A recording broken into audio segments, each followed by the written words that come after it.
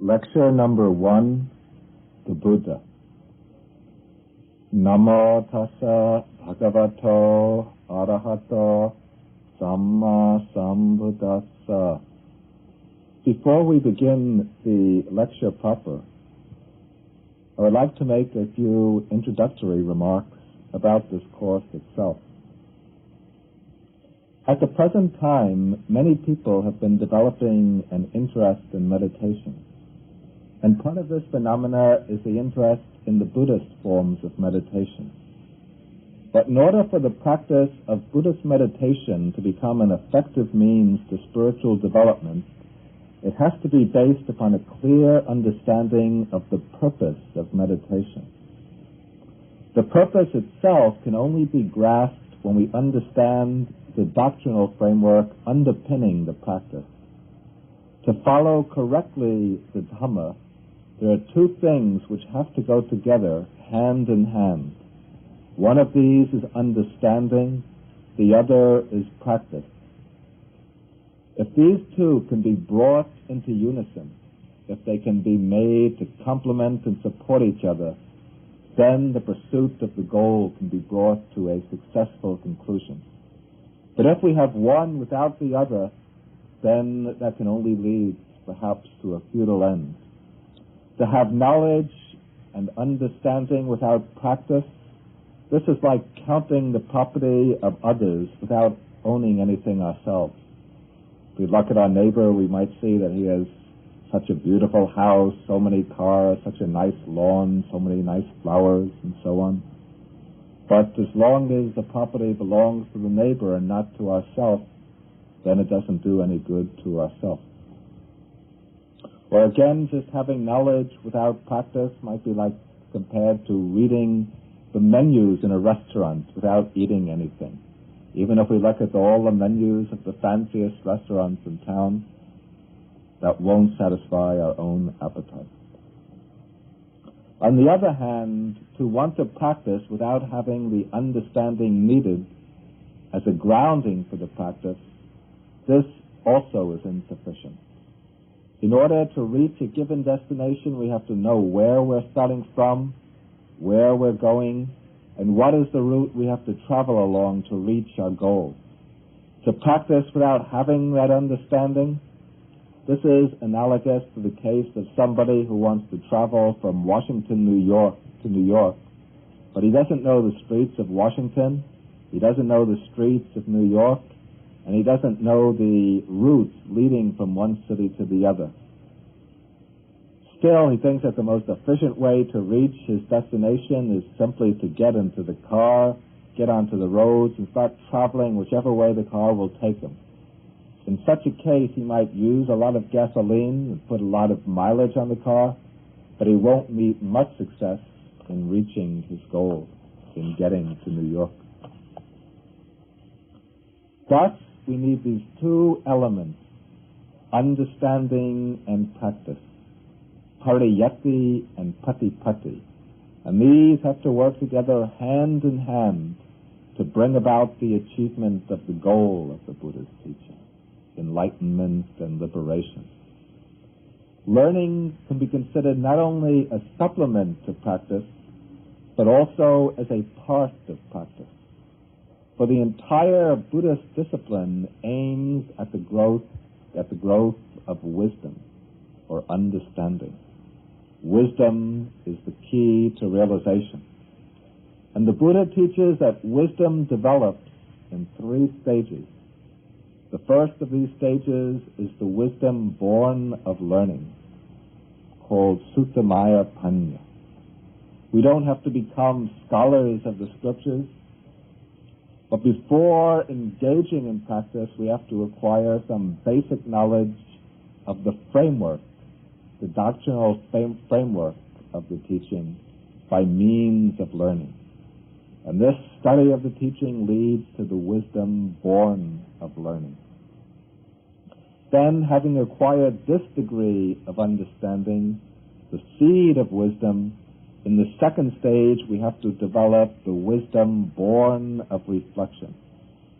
Chintamaya Panya, wisdom born of reflection. We have to examine the teachings we have learned. We have to explore them. We have to see if they're consistent, if they hold up, if they make sense. We have to check them out against our own experience and see if they can be verified in our own experience. Then, when we've seen that the teachings are valid, then we apply ourselves to realize the inner meaning of the teaching by the means of meditation. And the practice of meditation here leads to the third level of wisdom, called Bhavanamaya Panya, the wisdom born of meditation. So in actualizing the teaching of the Buddha, we have to pass through these three stages, one by one. First, learning, then reflection, and then meditation. Meditation transforms the content of learning and reflection into actual experience. The present course is not intended to give a thorough and exact scholarly account of the Buddha's teaching. The aim is to lay down the fundamentals of the teaching which are essential as a foundation for practice. The teaching of the Buddha itself is called the Dhamma. The word Dhamma comes from the root dhara, which means to uphold or sustain. Thus the word Dhamma means literally that which sustains. And the word Dhamma signifies the truth realized by the Buddha. It is the truth which subsists by itself, whether it is understood or not, whether it is taught or not. The true nature of phenomena, the real mode of existence of things. The word Dhamma also signifies the path that leads to the realization of the truth. And again, it signifies the doctrine which elucidates the truth and which makes known the path. The Buddha does not create the Dhamma. The Buddha discovers the Dhamma through his enlightenment, and he makes it known to the world. And his teaching gives a verbal formulation of the true Dhamma, which is itself to be realized by direct experience beyond words and formulas. And because the Buddha's teaching makes known the Dhamma, the self-subsistent Dhamma, the real nature of things and the true path to realization, the teaching also comes to be called the Dhamma. The presentation of the Dhamma that we will give in these lectures to follow is made from the standpoint of the Theravada school of Buddhism, which is the oldest continuous Buddhist lineage that preserves the teaching of the Buddha going back to the historical Buddha himself. Other schools of Buddhist thought would present the Dhamma in other ways, deriving from their own philosophical standpoint. The principal source for our talks is the Tipitaka, the Pali Canon, which consists of 3 collections of scripture preserved in the ancient Pali language. The 3 collections are the Vinaya Pitaka, the Sutta Pitaka, and the Abhidhamma Pitaka. The Vinaya Pitaka is the collection of discipline.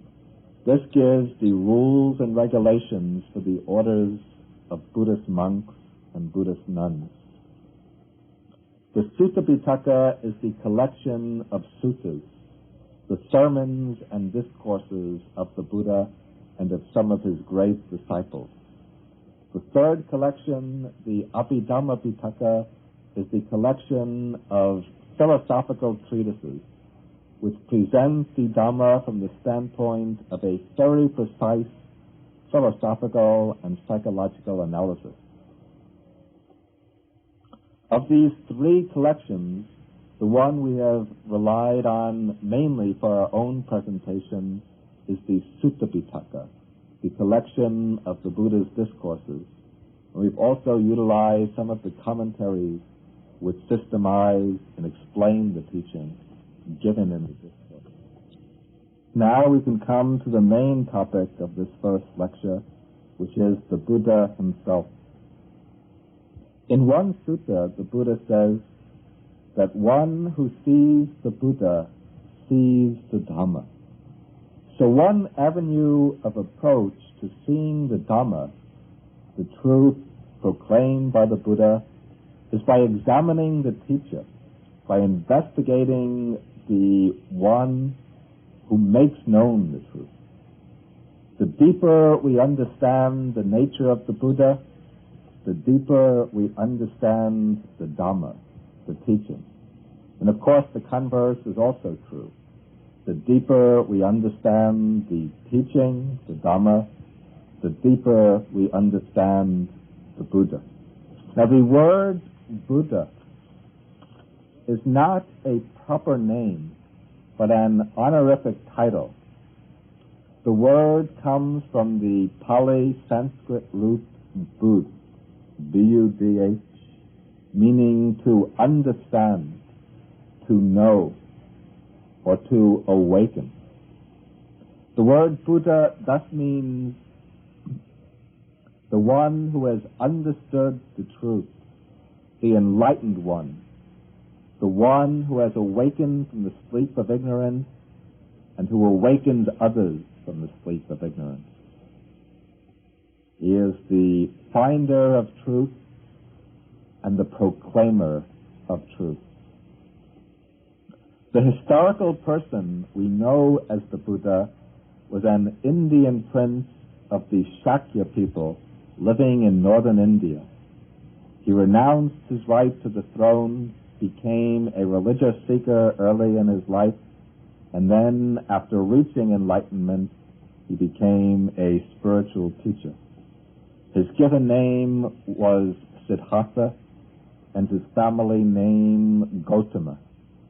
He was not called the Buddha in his early years, but he acquired this designation only in his 35th year, after he attained supreme enlightenment.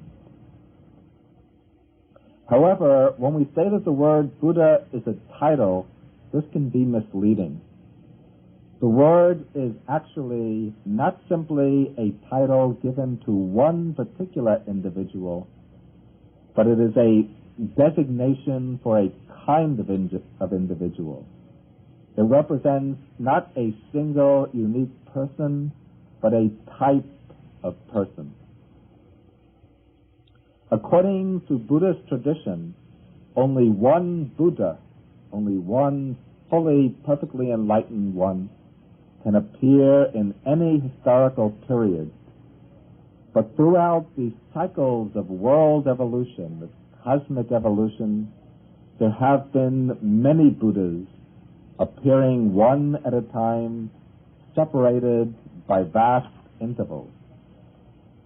Siddhartha Gautama is only the most recent Buddha, the one known to history.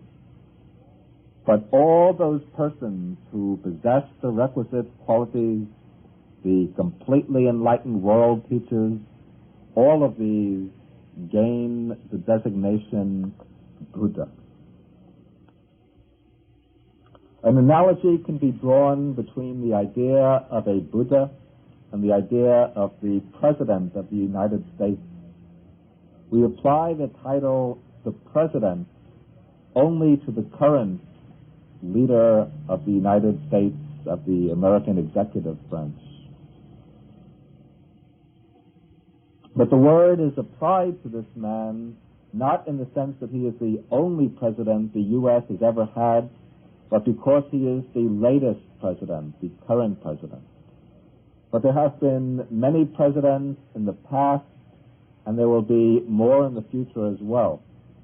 The word president applies to all those persons in succession, from the first American president up to the present one. All those persons who have been the leaders of the United States, of the executive branch of the United States government. Similarly, the title Buddha applies not only to the present Buddha, Siddhartha Gautama, but also to all those persons in the succession or lineage of enlightened ones who have appeared in the world, going back through the ages of the past and going ahead into the future as well. Now this raises a question. The question, what is a Buddha? What are the distinguishing qualities of this type of person that receives the designation Buddha? We can answer this question from two standpoints. Firstly, from the standpoint of function, and secondly, from the standpoint of attributes or qualities. We begin with the standpoint of function. And to answer this question from the standpoint of function, we have to begin by considering certain aspects of the Buddhist cosmology, the Buddhist worldview. According to Buddha's teaching, the physical universe has no discoverable limits in space and time. The universe is spread out boundlessly without any first beginning in time and without any limits to its spatial dimensions. The universe, spread out in space and time, consists of countless world systems called lokadhatus, which exist throughout the universe like waves upon a vast ocean. Each world system goes through certain stages of development. It emerges from a state of undifferentiated matter. Gradually, it solidifies and takes on shape. It gives rise to worlds like galaxies which bear intelligent life. Each world system evolves until it reaches a certain maximum point of development. Then it begins to deteriorate until at the end it disintegrates and undergoes complete destruction. It becomes reduced again to undifferentiated matter. The lifetime of a world system, from the time it begins to evolve until the time it becomes completely destroyed, this period is called a kalpa, a kappa, an aeon. This is the time unit of cosmic measurement, a time unit of immense duration, of duration which is staggering to the mind. The early Buddhist texts give a simile to illustrate the time occupied by a kalpa. One time a monk comes to the Buddha and says to him, "Bhante, Venerable Sir, could you please explain or tell me the length of a kalpa?" The Buddha replies, he says, "It isn't easy to give a figure to make known the length of a kalpa." Then the monk asks, "Well, can you give a simile?" The Buddha says, "Yes, I will give you a simile." He says, "Monk, suppose there is a mountain, a yojana high and a yojana wide, all the mountain made entirely out of solid rock. A yojana is a measurement of length equal to about 7 miles. So we have a mountain 7 miles high, 7 miles all around, made out of solid rock." Then the Buddha continues. He says, "Once every 100 years, a man comes by with a piece of cloth made out of Benares silk, very fine silk, and he brushes against that mountain with his piece of cloth. Sooner would that man wear away that entire mountain of solid rock, but the kalpa would not yet reach its end." Such is the length of the kalpa. Now, within each world system existing throughout the kalpa, there are different planes of sentient existence, different realms of life. There is the human plane, which is evident to us. Then above the human plane, there are certain other planes of existence, which we call the heavenly worlds, the divine realm. And then below the human realm, there are certain other planes of existence, planes of inferior types of beings. All of these planes are inhabited by living beings. And in all of these planes of existence, life is subject to the same law, the law of impermanence, the law of arising and passing away.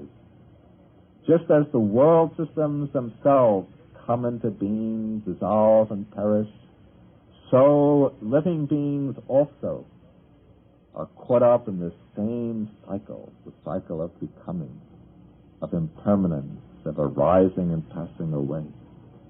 And the living beings revolve in a cycle of becoming. They pass through a chain of rebirths, linking together innumerable existences. The beings again and again pass through the same cycle of birth, growth, aging, and death. This round of becoming, the round of rebirth, is called samsara, the wandering on, the cycle of existence. Beings arise in one plane of existence, remain there for the duration of their lifespan, then they pass away to take rebirth in some other plane. Thus all life is caught up in the cycle of arising and passing away. And for this reason, every plane of existence is seen as fundamentally unsatisfactory, as subject to suffering, either directly or indirectly, either in some gross, evident way or in some subtle, hidden way. There is no plane of existence, even the highest heavens, which is exempt from the fate of destruction. And therefore, every plane of existence, the heavens, the human realm, the lower worlds, are all encompassed in the range of dukkha, of suffering or unsatisfactoriness. Now, outside and beyond the wheel of becoming, the phenomenal universe with its world systems arising and passing away, there exists another state, an unconditioned state, a state of emancipation, of perfect bliss, of unfading peace. This state is called in Pali Nirvana, in Sanskrit Nirvana. Also, there exists a path, a way which leads from one state to the other, from the impermanence and suffering of samsara to the bliss and peace of Nibbana. This is the Noble Eightfold Path. And in the history of any particular world system, there will be periods when this path is known and followed. And there will be people who practice the path, and by practicing it are able to reach final deliverance, to reach the attainment of nirvana. But inevitably there comes a time when that path falls into neglect, when the knowledge of the path fades from people's minds until a path disappears and becomes lost. And when the path becomes lost, this means the loss of the way to deliverance, the way to Nibbana. Emancipation from the round of existence then becomes nearly impossible. It becomes just a legend or a vague dream of something in the distant past. And when the path is lost, there then follows a period of spiritual darkness, a period which might last for hundreds or millions of years, even for many aeons. But eventually, this long spiritual darkness comes to an end. Eventually, there arises within samsara a certain being, a man who by his own innate wisdom, by his own striving and energy, without any guide or teacher, rediscovers that lost path to deliverance. Then having rediscovered that path, he follows it through to its end. He realizes the goal. He reaches Nibbana. Then he comes back to proclaim that path, to make it known again to the world. The man who accomplishes this twofold task of rediscovering the path to Nirvana and of making it known again to the world, this person is called a Buddha. A Buddha does not arise as a deity of any kind, or as the incarnation of a god, an avatara, a prophet, or a divinely inspired messenger. He comes as a human being. He begins as a man caught up like ourselves in the round of suffering and defilement in which all beings are caught up. However, he is not an ordinary man, but an extraordinary man, an acharya purisa. He is an extraordinary man with immense potentials of intelligence, energy, and compassion, which he has developed over countless lifetimes of self-cultivation. Throughout countless lifetimes, he has prepared himself for his future role as a Buddha by perfecting in himself the required qualities, the virtue, the powers, the wisdom needed by a world teacher. In his last existence, he quickly discerns the fundamental inadequacy of human life. Through his inner sense of mission, he goes forth to seek a way out of the bondage and suffering, and then, out of compassion, after discovering the way, he comes back to teach the path to the world at large. We see this function of the Buddha illustrated for us in the suttas. In one sutta, the Buddha gives an analogy.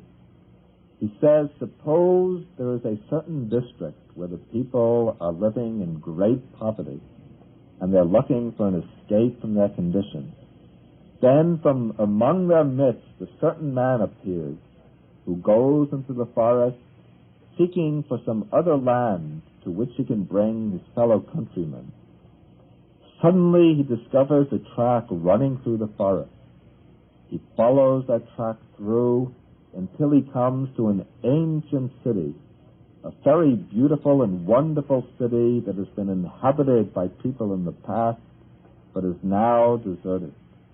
Having found that city, he then returns to his own city and he leads his countrymen there. They revive the city until it becomes prosperous, successful, and flourishing. In the same way, the Buddha says, I have discovered this path leading out from the impoverished city of samsara, the round of birth and death, the round of suffering, to the splendid city of Nibbana, the place of deliverance.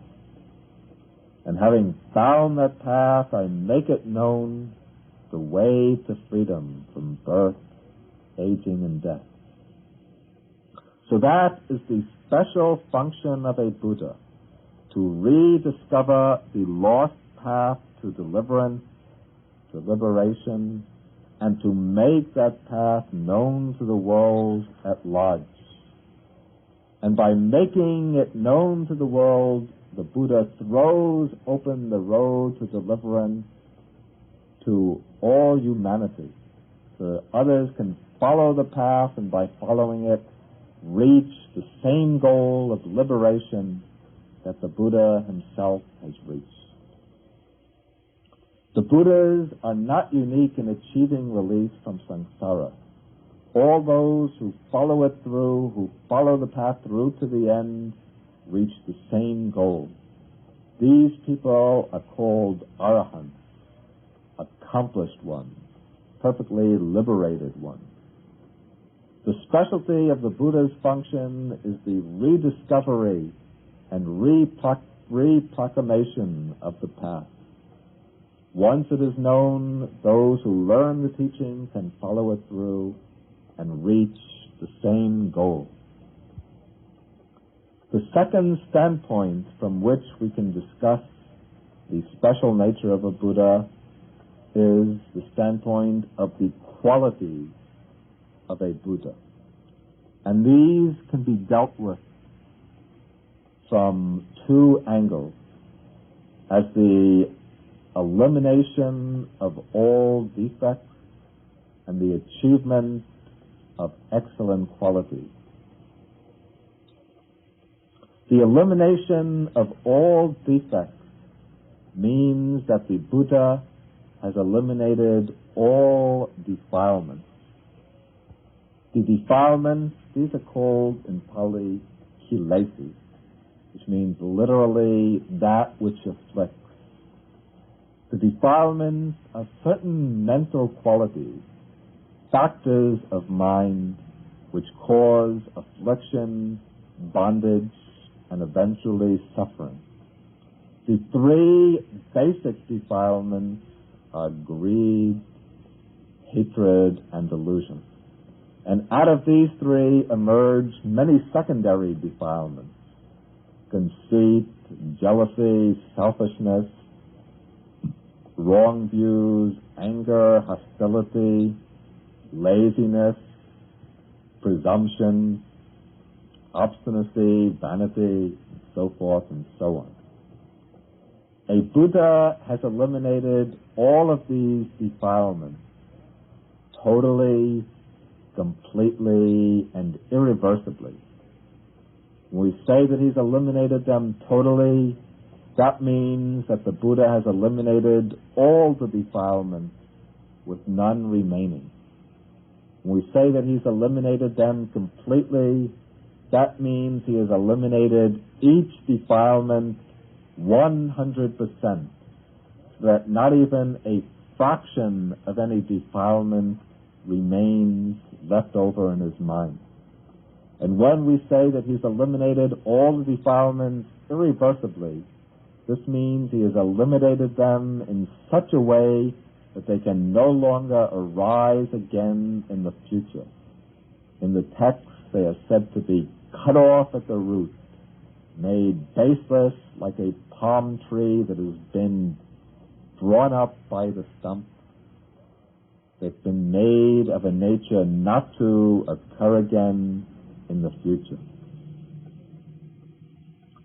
Then, from the second angle, the achievement of excellent qualities can be understood through the three excellent qualities, the three gunas, characteristic of the Buddha.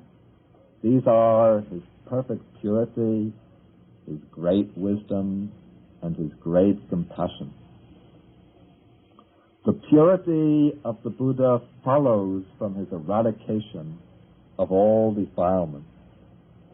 Because he has eliminated all defilements, his actions of body, speech, and mind are totally pure.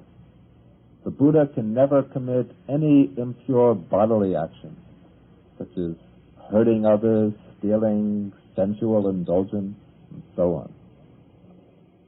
He can never make any impure statement, any statement which is false, malicious, harmful to others, or frivolous. And he can never think any impure thought, any thought motivated by greed, hatred, delusion, or any other defilement. That is the Buddha's complete purity, his purification of body, speech, and mind. The second distinguishing quality of the Buddha is his wisdom or knowledge. In fact, it is this quality which is signified by the term enlightenment. The wisdom of the Buddha has depth, precision, and range. The Buddha understands things in their deepest nature. in their most profound nature. He understands things with precision, exactly, fully as they are. And his knowledge has vast range. His knowledge can proceed unhindered to understand deeply and profoundly whatever he turns his attention to. The Buddha is called the Lokavidu, the knower of the world. And he's given this designation because his knowledge encompasses the countless world systems with their many planes of existence. And the Buddha's knowledge is a practical type of knowledge. He knows the minds and the hearts of living beings, their degrees of spiritual maturity, their capacity to understand, and he knows the right way to present the teaching to them in order to awaken their understanding, to bring them to deliverance. The third quality of the Buddha is his great compassion, Mahakaruna. The wisdom of the Buddha is guided by this compassion. Through compassion, the Buddha empathizes with sentient beings caught up in the cycle of suffering. And through compassion, he works to alleviate the suffering of beings by teaching the Dhamma, by making known to them the Dhamma that will lead them to liberation. Okay, to summarize then the answer to our original question, what is a Buddha? We answer this question from two standpoints, the standpoint of function and the standpoint of quality. From the standpoint of function, a Buddha is a world teacher, one who discovers the Dhamma by himself without a guide, without an instructor, and makes the Dhamma known again to the world. Then, from the standpoint of qualities, the Buddha is one who has eliminated all defects, all the defilements, and who has acquired the excellent qualities of perfect purity, wisdom, and compassion. The full status of a Buddha is not necessary to reach enlightenment. Those who attain enlightenment through the instructions of a Buddha, these are called arahants. These are the liberated, accomplished followers of a Buddha. The question is sometimes raised as to the difference between a Buddha and an arahant. The Buddha himself states the answer in a sutta. He says that both a perfectly enlightened Buddha and the arahant are identical in reaching the liberating wisdom of enlightenment. Both are completely free from all defilements. Both are liberated from the round of suffering, the round of birth and death. The difference is that the Buddha discovers the path without a teacher and proclaims the path to others, while the arahant, the liberated disciple, learns the path from a Buddha and reaches the goal afterwards with the guidance of a Buddha. Also, the Buddha has special outstanding qualities, powers of knowledge and compassion, which enable him to establish the Dhamma in the world and function as a world teacher. At a single time, there can be even in a single historical period, there can be only one Buddha, but there can be many arahants, many disciples who learn the teaching from a Buddha, follow it, and reach enlightenment through the path he makes known. From this general account of the nature of a Buddha, we now come to consider the specific person known through history as the Buddha. His life, like that of most great religious teachers, has been adorned with miracles and legends. But from this mass of myth, a historical core can be found, And even the mythical element should not be dismissed as just pure fantasy, since much of it conveys important message at the doctrinal level.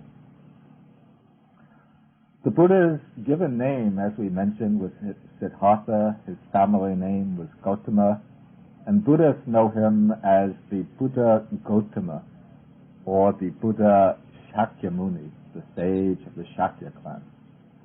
The dates for his life, accepted now by most historically oriented scholars, are 563 BC to 483 BC, though other dates are also recognized.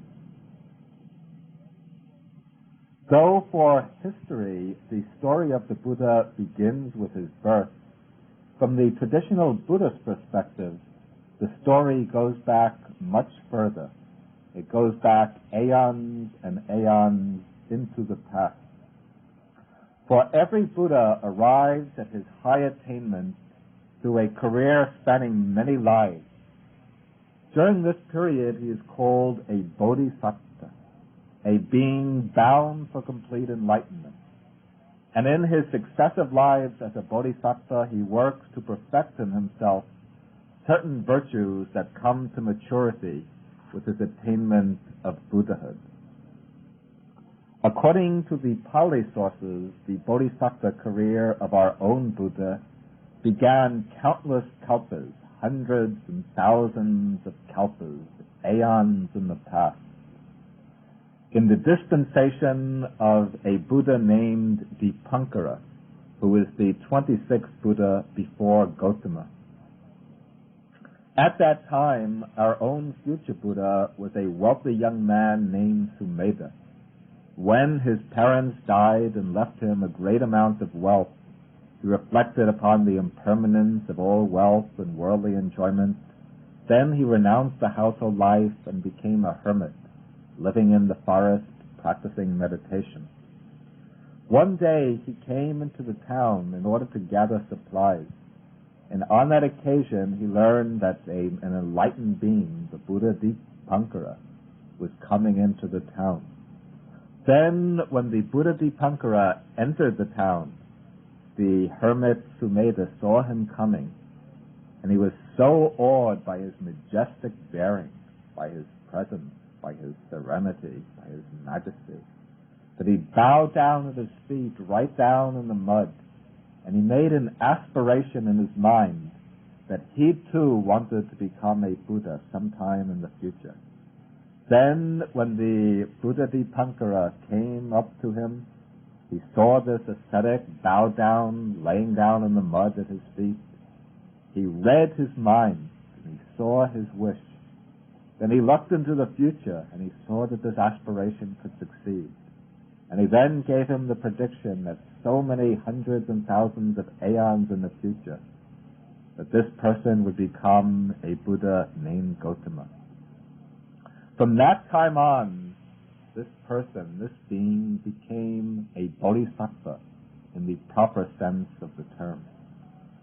And from then on, for hundreds and thousands of aeons, he had to dedicate himself to the development of the sublime virtues that would fructify with his Buddhahood. These virtues are called the paramis, the sublime perfections. And in the Theravada tradition, 10 paramis are enumerated. These are generosity, moral discipline, renunciation, wisdom, energy, patience, truthfulness, determination, loving kindness, and equanimity.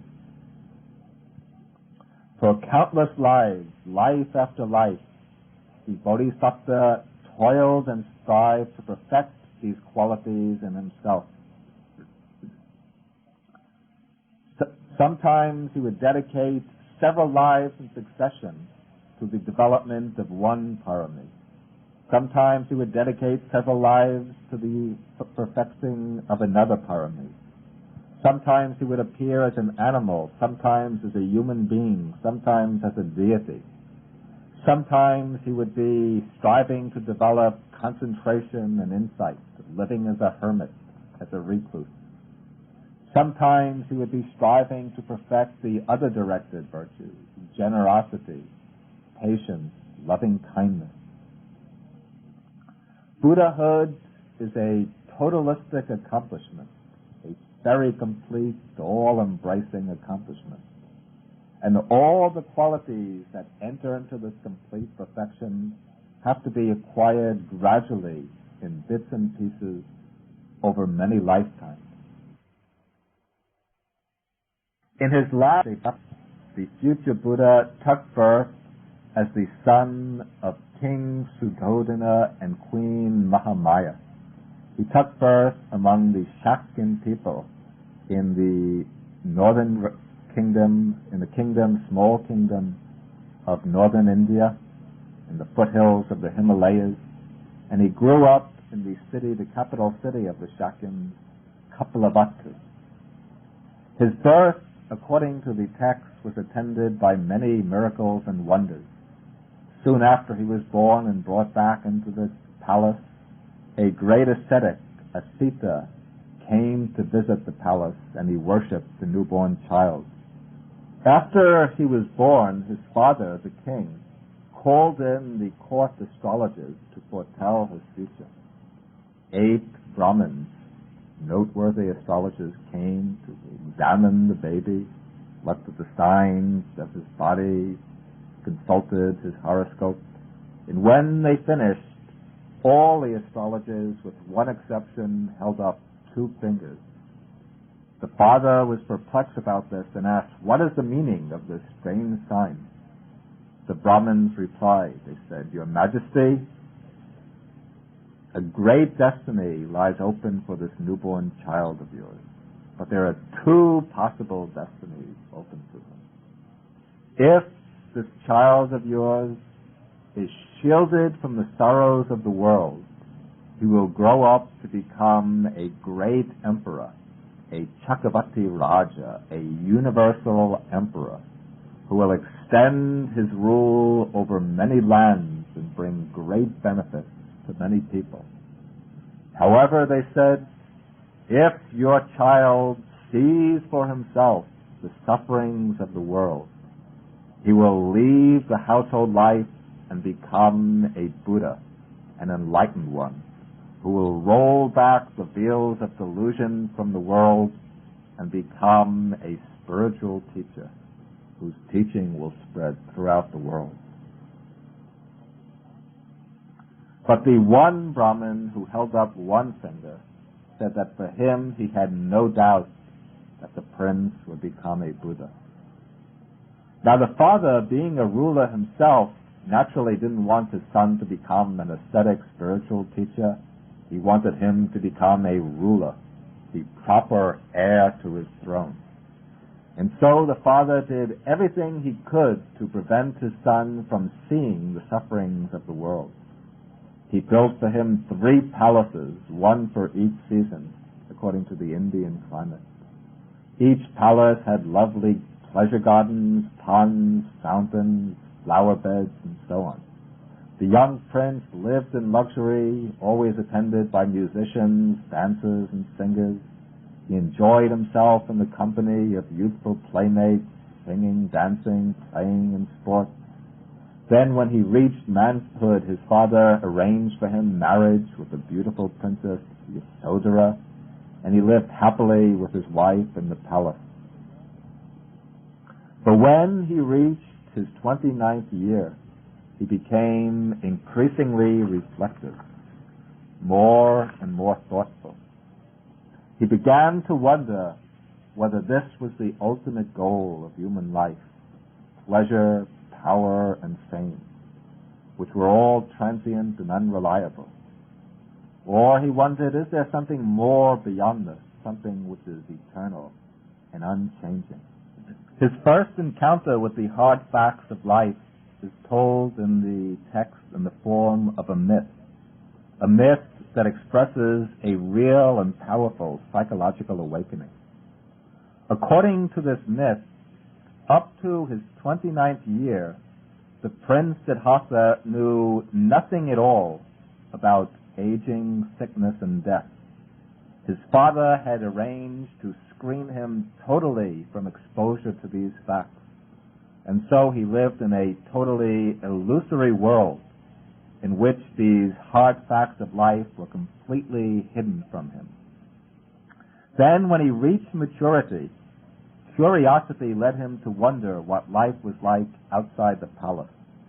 And so one day he ordered his charioteer to prepare the chariot for him, and the two went riding throughout the kingdom. And in the course of this outing, he saw 4 sights which determined his future destiny. The first sight he saw was that of an old man. As they went riding, he came across a man walking by the side of a road, bent over, leaning on a walking stick, his hair gray, his skin wrinkled, teeth falling out, very weak. He asked his driver, "What is that?" The driver said, "That is an old man." "Yes, what is an old man?" The driver explained, "All youth eventually leads to old age. Nobody remains young forever, but as the years go by, eventually the hair turns gray, the skin wrinkles.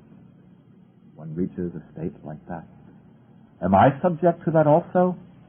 You and everybody else, we're all subject to old age." Then, as they drove further, he saw a sick man lying by the side of a road, his body covered with sores, trembling and shaking, vomiting, without able to control his limbs. Again, the same kind of exchange went on. Now he saw for himself, for the first time, the fact of sickness. As they went a little further, he saw the third sight. He saw a funeral procession, 4 bearers carrying the coffin. Inside the coffin, he saw the corpse, the body lying still and lifeless. This was his encounter with the fact of death. And these sights aroused in him an understanding that shattered all of his illusions, all his hopes and dreams for the future. He realized that even though he now enjoyed the beauty and the glory of youth, that youth ends in old age. He saw that health succumbs to sickness, that life ends in death. And as these thoughts bore into his mind, his satisfaction with the luxury of the palace life fell away, and he became inwardly very dissatisfied, very discontent. Then he saw a 4th sight. This was a summoner, an ascetic walking for alms in the town, walking very peacefully and serenely, carrying an alms bowl. He approached this man, asked him who he was and why he was different from other men. And the ascetic explained to him that I am a recluse. I live in the forest. I lead a life of meditation, seeking a way to enlightenment, a way to deliverance from suffering. And when he heard these words, the prince now knew the direction in which he had to move. And so he decided to leave the palace and to follow the quest for spiritual truth, seeking a way out of the realm of suffering, of aging and death, by entering upon the life of an ascetic.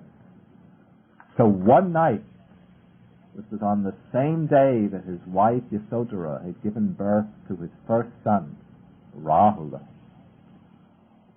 That night, while everyone in the palace was asleep, he left the palace, got onto his horse, and went many miles from the city of Kapilavatthu and stopped at the edge of a forest. There he removed his princely garments, replaced them with the stitched robes of an ascetic, cut off his hair and his beard, and he entered the forest, seeking a way to deliverance. At the time in ancient India, There were many famous religious teachers who were known for their systems of philosophy and their schools of meditation. The young seeker, we can now call the Bodhisattva, went to the best-known teachers. He mastered their philosophies, he practiced their forms of meditation to the highest point. His teachers recognized his eminence. His first teacher, Alara Kalama, offered to place him on a level with himself and to share the leadership of his own community with him. But the prince, the Bodhisattva, refused. He was dissatisfied with his teacher. He went to seek out another teacher. He mastered his doctrine, mastered his system of meditation till he reached the crown, the highest point, but still he found this deficient. His teacher, Uttaka Ramaputta, admitted that his own attainment was superior to his own, and he offered to turn over the leadership of the order to him. But in this case, too, the Bodhisattva refused and left the fold. Now, what was wrong with these systems of meditation that he found them to be deficient? What was wrong with them was that these forms of meditation focused exclusively on concentration, samadhi, rather than panya, wisdom. They led to higher states of consciousness, to rapturous bliss, to stillness and calm of the mind, to deep stages of absorption. But they didn't lead to insight into truth, to awakening, to enlightenment, and therefore they were inadequate to bring about the state of liberation. And so the Bodhisattva abandoned these teachers and their systems and threw himself deeper into the forest in order to enter upon a new path for himself, the path of self-mortification. In India at the time, it was commonly believed that the way to liberation lay in afflicting the body. And so the Bodhisattva took up this path of asceticism. Later, after his enlightenment, he said that he followed this path to its utmost limit, to an extent that no one had ever carried it before. He reduced his intake of food, fasting for weeks on end. He went about naked, exposing his body to the heat of the sun, to the cold of night, to the rain and to the wind. He went about like an animal on hands and knees. His body became reduced to a skeleton covered over with just a small amount of flesh and with skin. He became so thin that if he reached down to touch his belly, he was able to feel his backbone through his belly. If he reached behind to touch his backbone, he was able to grasp hold of the skin of his belly. At the time, he was accompanied by 5 ascetics who gathered around him, willing to serve him and attend on him, in the belief that if there was anybody who was going to reach supreme enlightenment, it was this great ascetic, this very severe ascetic, who was a former prince. And so they waited on him and served him. However, the Bodhisattva found that all of these austerities only proved futile. They didn't lead to any enlightenment, to any state of higher wisdom. They led only to the wasting of the body and to the weakening of the mental faculties. He understood that for the mind to function properly at full capacity, the body had to be strong and healthy, and therefore he decided to abandon this course of self-mortification and to resume taking food again. And so he went to gather alms, he collected food, he began to eat, until he had regained his strength and vigor. And when this happened, then the 5 ascetics became disgusted with him. They thought that he had abandoned his spiritual exertions, that he had decided to revert to a life of luxury, and so they left him all alone. Then, when he was alone, that was the moment, the time when the approach of enlightenment was drawing near. And so one day, after he had taken his alms, he came to a beautiful spot by the bank of a river, found a nice shady area beneath a tree, which is later to be called the Bodhi tree, the tree of enlightenment. He prepared himself a seat of grass, sat down, folded his legs in the cross-legged posture, and when he sat there, he then made a firm resolution, a determination in his mind.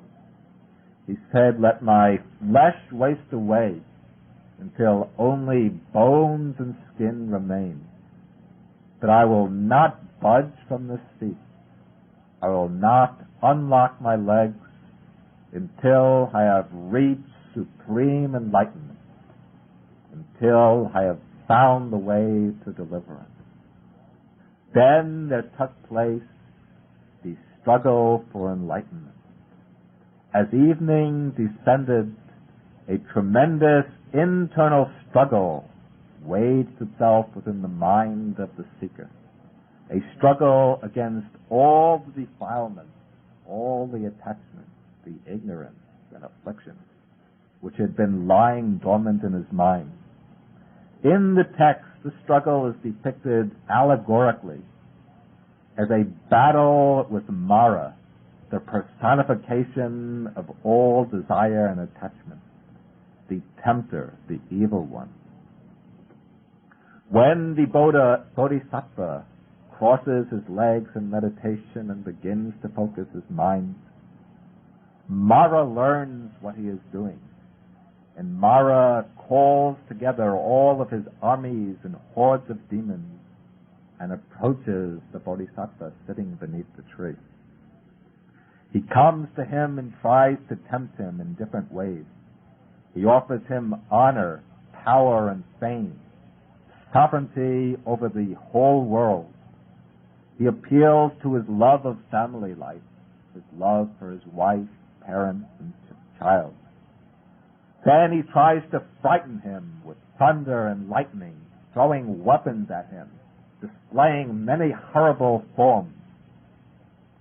He tries to seduce him with the delights of the senses, sending his daughters delights and attachment and pleasure. The seductive daughters of Mara he sends to try to seduce him and lead him into the pathways of sensuous pleasure. But still the Bodhisattva remains unmoved. Then finally Mara challenges his very right to be sitting underneath the Bodhi tree. He says, "What right do you have to be sitting at this spot? This doesn't belong to you, it belongs to me." He turns around to all of his soldiers, his hordes of demons, and says, "Isn't that right?"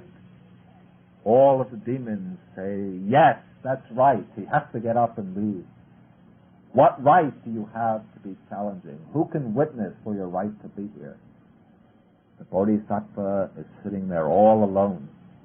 All of the deities who have been watching the struggle have all fled. They've all been terrified by the troops of Mara. But the Bodhisattva then reaches down his hand and touches the ground and says, "The earth shall be my witness." Perhaps many have seen the statue of the Buddha sitting with his right hand touching the ground. That's the earth's witnessing posture. The Bodhisattva is calling the earth to witness to his own fulfillment of all the paramis. And when the Bodhisattva calls upon the earth to witness, then the earth shakes, trembles, and quakes, and sends out its applause, saying, "Yes, he has fulfilled all of the paramis, all the perfections." Then the hosts of Mara all become terrified, and all flee, and Mara himself recognizes that he's defeated and leaves. Then the Bodhisattva enters into deeper and deeper states of meditation, the 4 jhanas, in which his mind becomes perfectly calm and stilled. Then, with his mind calm and concentrated, the realizations of wisdom begin to unfold. These take place over the 3 watches of the night. In the first watch of the night, he recollects all of his former lives. He sees himself again and again through the innumerable kalpas, going through the stages of birth, growth, aging, and death. He sees himself with different names, with different forms, with different relations. He sees everything changing, transient, mutable. The dream-like quality of all forms becomes evident to him as he goes through one life drama after another, seeing how they all change and all fall away. In the second watch of the night, he develops the divine eye, with which he's able to look out upon the world and see the rise and passing away of all sentient beings. He sees how beings take birth according to their karma, how they reap the fruits of their good and evil actions. He sees the world systems evolve and dissolve, arise and pass away, and he understands the universal laws at work beneath the surface manifestations of things. Then, in the third watch of the night, he penetrates the deepest truths of the Dhamma. He discovers the law of dependent arising, paticca samuppada. He develops vipassana, insight into the real characteristics of all things. And he arrives at the realization of the 4 Noble Truths. At the end of the night, his mind is liberated from all the screens of ignorance, and he sits beneath the Bodhi tree, no longer a bodhisattva, a seeker of enlightenment, but now a finder of enlightenment, a Sama Sambuddha, a perfectly enlightened one. For several weeks, the newly enlightened Buddha remained in the vicinity of the Bodhi tree, contemplating the truths he had discovered. Then he faced the challenge of still one more decision, whether to go out and try to teach or whether to remain silent and stay in the forest. When he reflected for the first time on this question, he decided not to teach, to pass his days quietly in the forest and to enter into Nirvana silently by himself. The Dhamma, he thought, is just too deep, and people are too attached to their pleasures and to their worldly aims. If I tried to teach, nobody would be interested in learning the Dhamma. No one would try to understand. And if I were to try to teach, it would just be too wearisome and too troublesome for me.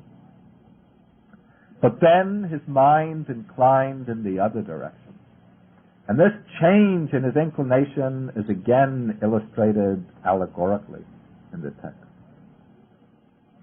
It is said that when the Buddha decided not to teach, then Brahma Sahampati, the divinity who rules over one of the high heavenly worlds, comes down from this heavenly world and appears before the Buddha, speaking for all sentient beings in the world. He urges him to go forth and teach out of compassion for sentient beings. There are some beings, he says, who have little dust in their eyes, some beings who will understand the Dhamma. The Buddha then complies with the request of Brahma Sahampati.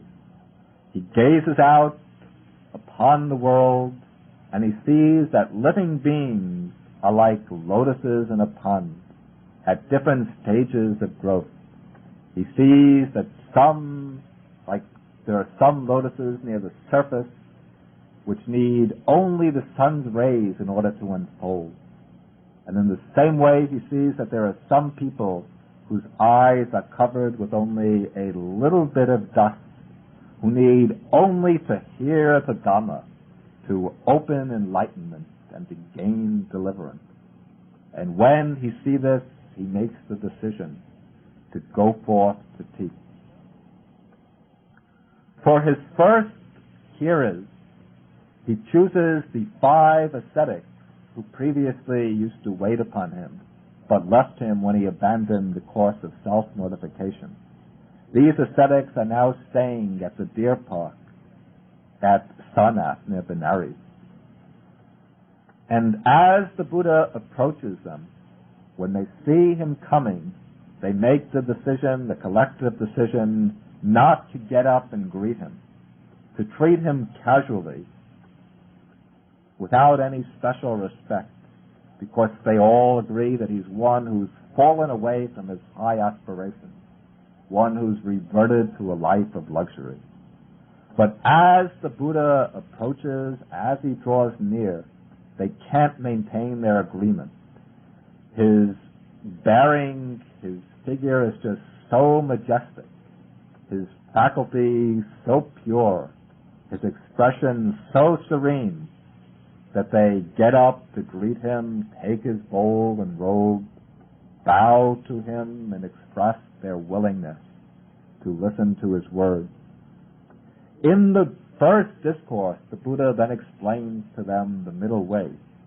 He says that he has not abandoned the higher aspirations, but in the fact that he's achieved the supreme goal. He says that he's discovered the middle way, the noble eightfold path, which avoids the extremes of indulgence and luxury on the one hand, and the extreme of self-mortification on the other hand. Then he goes on to proclaim the 4 noble truths, and to tell how his discovery of the 4 noble truths issued in his enlightenment. At the end of the discourse, the seniormost ascetic, whose name is Kondanya, grasps the Dhamma. He opens his mental eye and he reaches the first stage of enlightenment, the stage of stream entry. Then, with some further elaborations, the other 4 ascetics also gain understanding. Then, after the second sermon, the discourse on anatta, or selflessness, all the 5 ascetics gain arhatship, full enlightenment and liberation of the mind. In the months ahead, the Buddha's following expands by leaps and by bounds.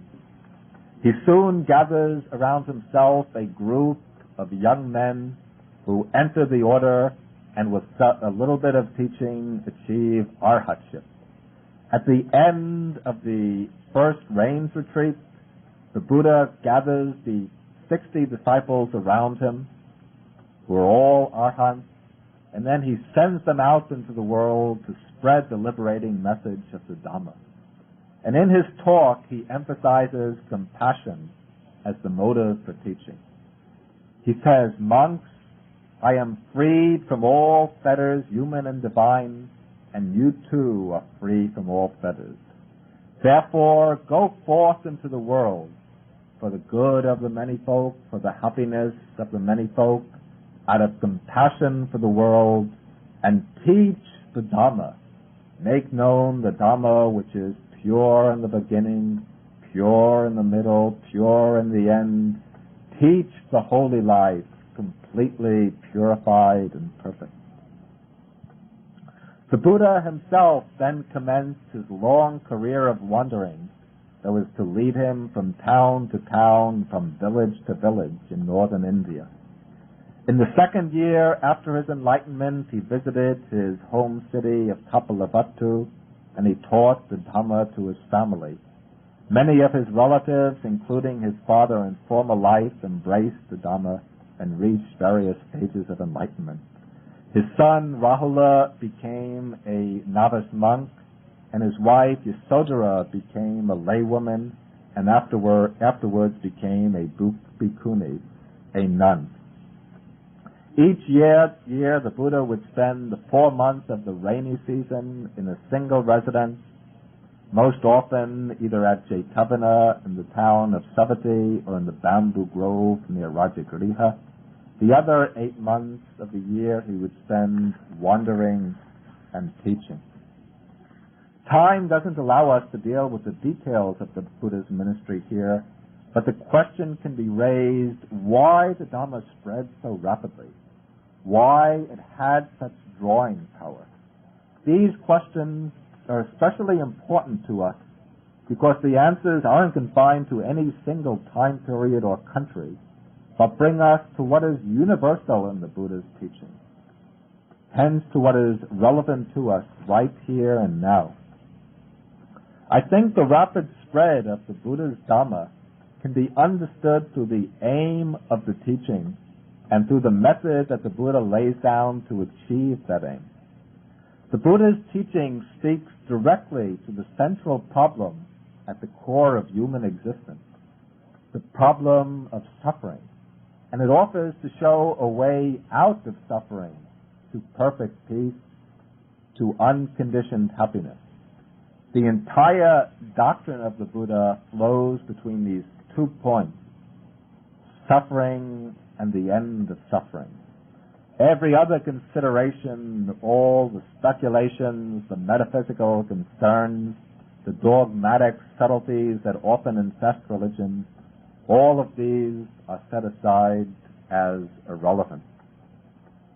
And not only does the Buddha make suffering and its cessation the focal point of his teaching, but he deals with the problem in a very realistic way, a way that is personal and immediate, a way that can be verified in our own experience.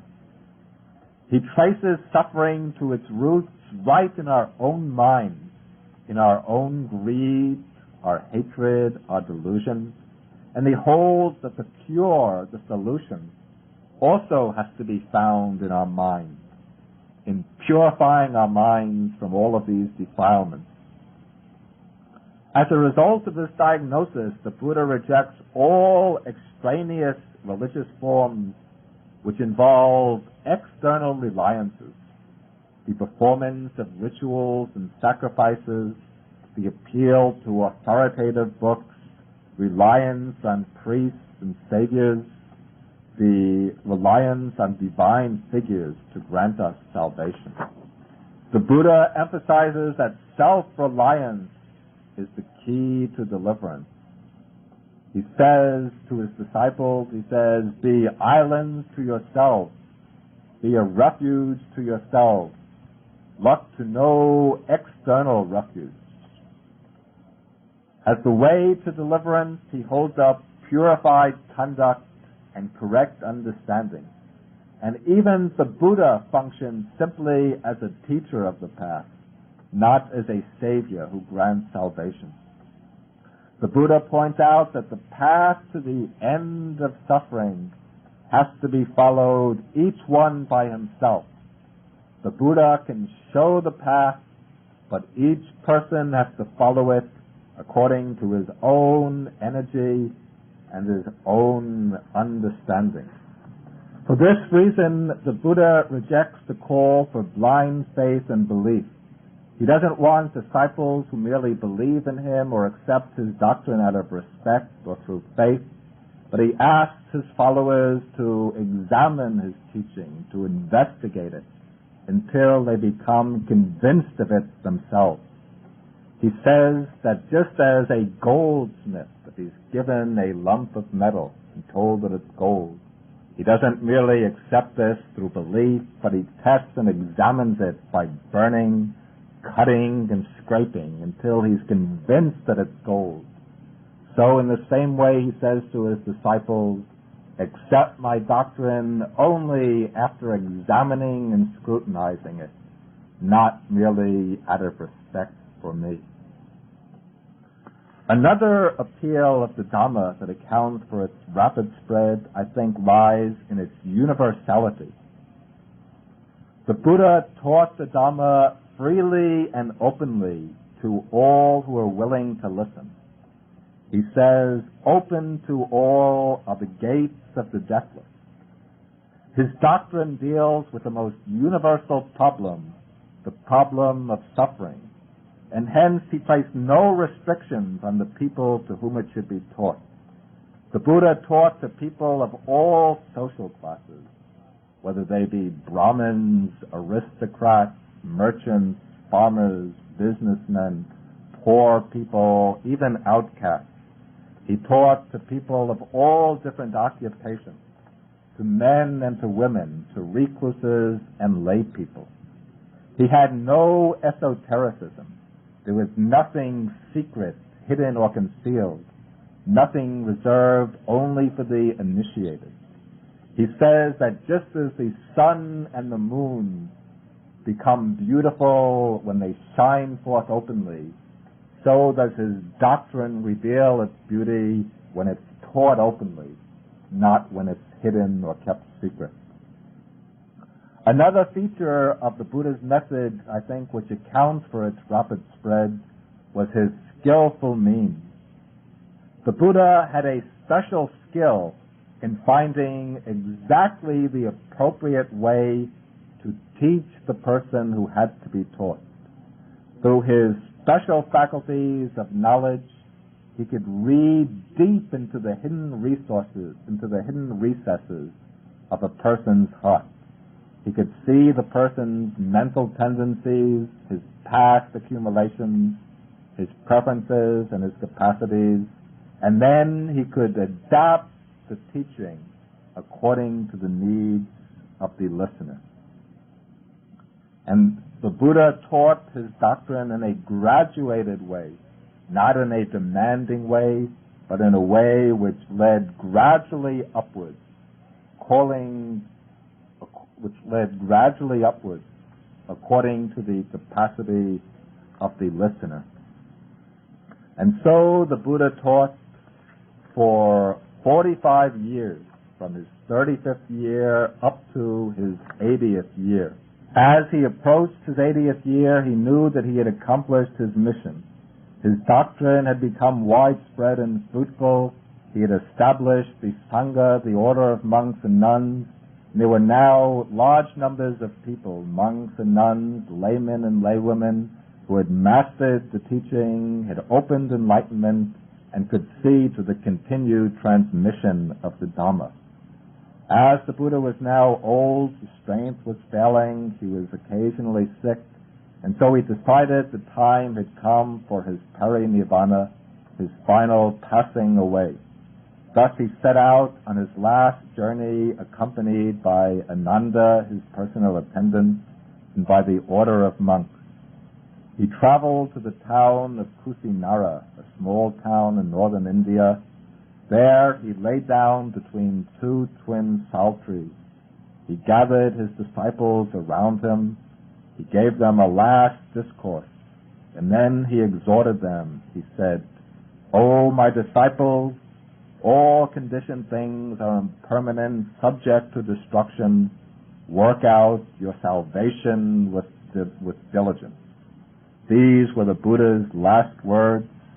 He then entered into successive stages of meditation, and from there attained peri-nirvana, the final passing away. His body was carried to the eastern gate of Kusinara, and there the chiefs of the town cremated it with the honors due to a universal monarch.